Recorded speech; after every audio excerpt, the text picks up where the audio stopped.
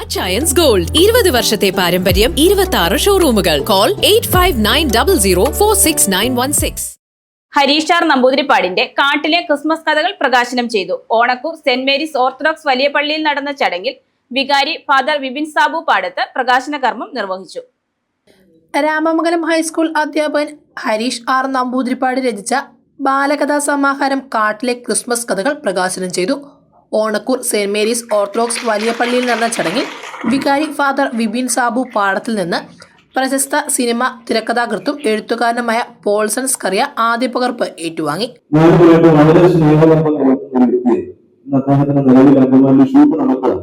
ആ സ്ഥലത്തു നിന്നാണ് അരമണിക്ക് വലിയ 15 സമയത്തിന് വേണ്ടി ഓടി വന്ന് എന്നോട് തന്നെ തിരിച്ചു പോവുകയാണ്. അദ്ദേഹത്തെ പരിചയപ്പെടാൻ എളുപ്പമുണ്ട്. അദ്ദേഹം എഴുതിയ ഒരു തിരക്കഥയാണ് കാതൽ ദി കോർ എന്ന് പറയുന്ന സിനിമയായിട്ട് വന്നത്. അതിന് കേരള സ്റ്റേറ്റ് അവാർഡ് ലഭിച്ചതാണ്. എന്തൊരു ദൈവാനുഗ്രഹമാണ് നോക്കി.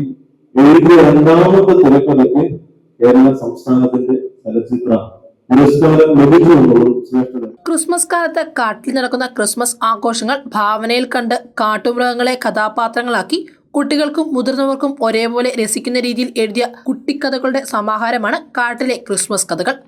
കഥ പറയാൻ കേൾക്കൂ എന്ന പേരിൽ ശബ്ദരൂപത്തിൽ വാട്സപ്പ് ഗ്രൂപ്പ് വഴി ശ്രോതാക്കളിൽ എത്തിച്ച കഥകൾ പേപ്പർ പബ്ലിക്കാണ് പുസ്തകരൂപത്തിലാക്കിയത്. രാമമംഗലം സ്കൂളിൽ എൻ്റെ വിദ്യാർത്ഥിയായിരുന്ന ഫാദർ വിപിൻ സാബു പാടത്ത് ഈ പുസ്തകം പ്രകാശനം ചെയ്തു. പ്രശസ്ത സിനിമ തിരക്കഥാകൃത്ത് പോൾസൺ സ്കറിയ ഏറ്റുവാങ്ങി. ഇനി ഇത് അനുവാചകർക്കുള്ളതാണ്. വായനക്കാരായ കുട്ടികൾക്കും മുതിർന്നവർക്കും വേണ്ടി സമർപ്പിക്കുകയാണ്. ക്രിസ്മസിൻ്റെ സ്നേഹകാലത്ത് എഴുതിയ കഥകൾ എന്നെന്നും നിലനിൽക്കട്ടെ എന്ന പ്രാർത്ഥനയോടുകൂടി വളരെ സന്തോഷത്തോടെ ഈ കഥകൾ നൽകുകയാണ്. അഭിനവ് എസ് നമ്പൂതിരിപ്പാട്, പ്രിൻസ് ഡാലിയ തുടങ്ങി നിരവധി പേർ ചടങ്ങിൽ പങ്കെടുത്തു. News desk Muvattupuzha news.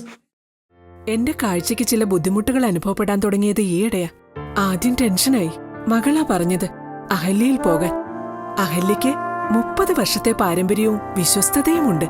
അഹല്യയിലെ വിദഗ്ധരായ ഡോക്ടർമാരുടെ ചികിത്സ കൊണ്ട് എനിക്ക് എന്റെ കാഴ്ചശക്തി പൂർണ്ണമായും തിരിച്ചു കിട്ടി. ഇപ്പൊ എനിക്ക് ഈസിയായി വായിക്കാം. നേത്ര സംരക്ഷണത്തിന് നമ്മുടെ Ahalya. Ahalya foundation eye hospital, കേരളത്തിൽ എല്ലായിടത്തും.